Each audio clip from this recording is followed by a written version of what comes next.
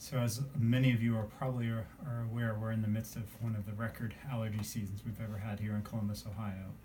I think we've all felt it here and there between noses and eyes. But with the eyes, you can really get a lot of impact on the ocular health from the allergies. Um, Many of you are probably familiar with the symptoms, but often it manifests as watering eyes, red eyes, itchy eyes, swollen eyes. You've probably heard the old adage of the allergic shiners where you can get darkness around the eyes from allergies. And this has really been a record year, so we've seen a lot of people really having troubles with it this year. The good news, there's some fairly simple things you can do to help with this at home. First is obviously allergen avoidance. So if there's a lot of stuff blowing around in the air, you want to try to minimize the impact of that on your eyes. And that can be very simple with the use of some lubricating drops. They're sold over the counter as artificial tears. We want to avoid anything that has any medicine in it in that situation, because a lot of the allergy over-the-counter relief you'll find has redness relievers and things that say get the red out. And you want to avoid that because that can cause some chronic issues with being kind of dependent on the medication.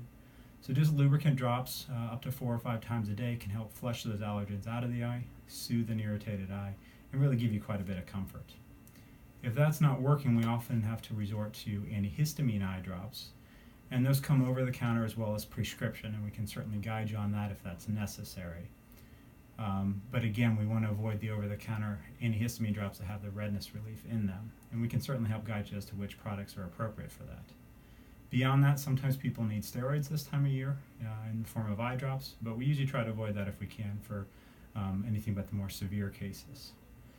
So hopefully everybody's kind of getting by with this year. I will mention that a lot of the antihistamines that you take orally, like Claritin and Zyrtec and things, can be very helpful as well, but they often have a drying effect on the eyes, so you may find sometimes the eyes are a bit drier with that, and that's where those lubricant drops can come in and help quite a bit with that.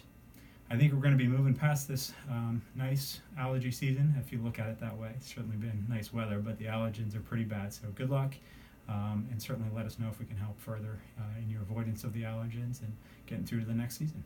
Have a nice day.